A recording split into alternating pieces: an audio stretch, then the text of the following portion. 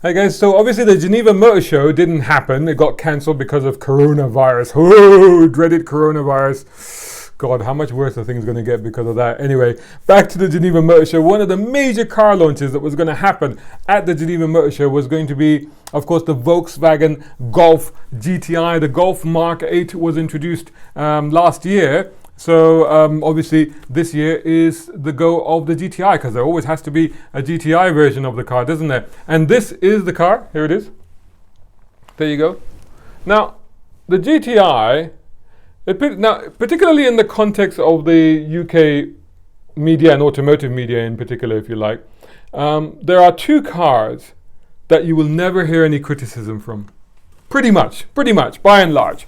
You know, there may be a little bit here and there, but overall, you know, they bow down before these cars. You know, never a nary word will be said about them. They are the holy grail of automotive as far as a lot of the UK motoring press is concerned. And one of those cars is, of course, the Golf GTI. There you go. And the other one, I will let you guess. Tell me in the comments above, below, elsewhere what you think that other car is. That is the holy grail, especially to UK automotive motoring journalists. In fact, to be honest, that one I would say automotive journalists around the world. So that's another clue for you there. So let me know what you think of that. By the way, whilst you're doing all that, make sure that you are subscribing. Here or here, I think here, there's a little logo that's just hovering there. If you roll over it, subscribe button will come up. Hit the subscribe button and make sure you hit the bell notification so all of those come up. And whilst you're doing that, make sure that you're following me on all social media. Just hashtag Brown Car Guy on all social media. You'll find me. Make sure you follow me on Instagram, Twitter, Facebook is aka Brown Car Guy, and of course browncarguy.com. Also, check out my tribe on drivetribe.com. I'm there as Brown Car Guy. I do a lot of freelance for them as well. And British Asian News, where I do the motoring section for them. Check those out. And of course, if you are interested in interesting conversation, go check out the Big Jalebi on YouTube. That's first episode of that has dropped. I'm doing a conversation thing with them, with a couple of other hosts on there. So a lot of different things that are going on. Back to this car, so let me give you a little bit of detail about the Golf. It's only, like I said, 8th generation Golf. It's an important car. It's an important car, particularly here in the UK, because as I say, 40% of all Golfs, now Golf is probably the biggest selling car in Europe, and 40% of all of the Golfs that are sold here in the UK are actually the performance variants. So that includes obviously the GTI, also the GTD and the GTE. I'll come back to those in a minute. So that's a significant proportion of Golfs. So we're really interested in our hot hatch Golfs. Some would say that that is the pinnacle of hot hatch, that it is the template, that it is the genesis of the hot hatch. That's debatable, but it's certainly storied. It's right up there, and it is a legend. I'll come back to that in a minute. I'll just give you some more details. So this car will be a 2-liter turbo 4-cylinder again, and it will have 242 brake horsepower this time, which, you know, is a little bit less than I thought. I thought it would have more. I thought, you know, we were probably getting up to about the 270, 280 mark at least. Anyway, but 242 horsepower is what it will have. 370 Newton meters of torque, so that's pretty substantial.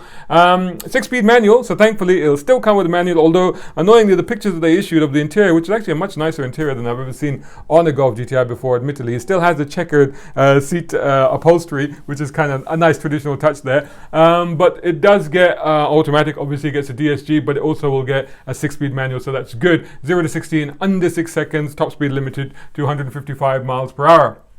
The GTE is basically an electric hybrid, plug-in electric hybrid version of a GTI, if you like. A 1.4 litre turbo petrol engine with 85 kilowatt motor, total of 245 brake horsepower, so about the same as the petrol car, and 400 Newton meters, so actually quite a lot of torque. There's about 30 extra Newton meters of torque there. A 6-speed DSG only on that one, but it can only reach 130 miles per hour. So yeah, somehow the performance is, although the torque figure is massive, so I wonder if that initial acceleration will be greater on that car.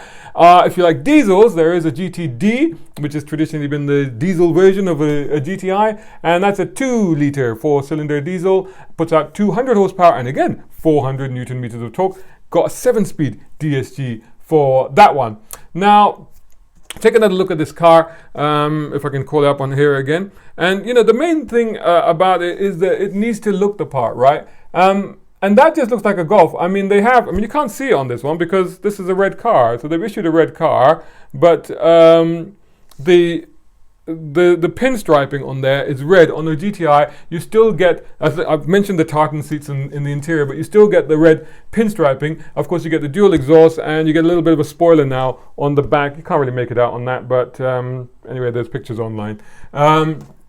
So that distinguishes the car. But I have to say that overall, I mean, if you look at this car, you know, I have to say, I want to see more. I want to see more that distinguishes it as a Golf GTI. You know, it needs to have a bit more of an aggressive personality, and I don't feel that does. It just looks like a Golf.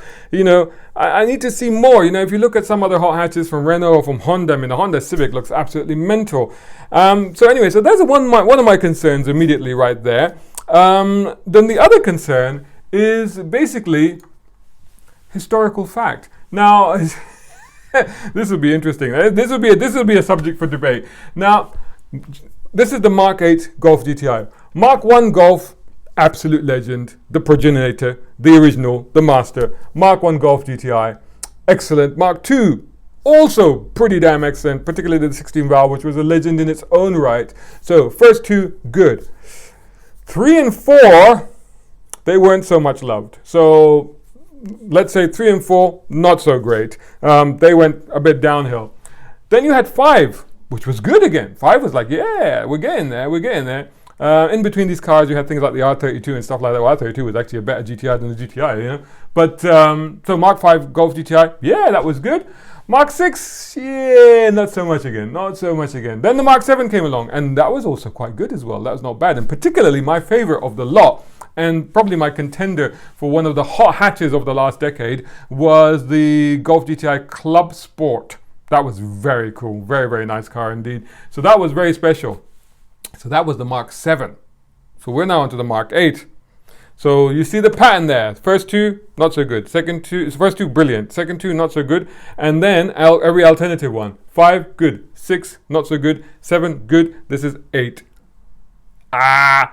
Now, admittedly, I have not driven the car. I have not seen the car even in the metal. I've not even seen the latest Golf, so I can't say anything. But, you know, just going by the looks, you know, I want it to be a bit more aggressive. I don't know why it's so droopy looking at the front. I want it to be, you know, a bit lower, a bit wilder, a bit more of a stance about it. That's what I'd like to see. But yeah, there's a little bit of foreboding there. Will it be as good as its immediate predecessor, particularly the Club Sport version? If they manage to get anywhere near that, it'll be pretty good. If not, do we have to wait for Golf GTI Mark 9?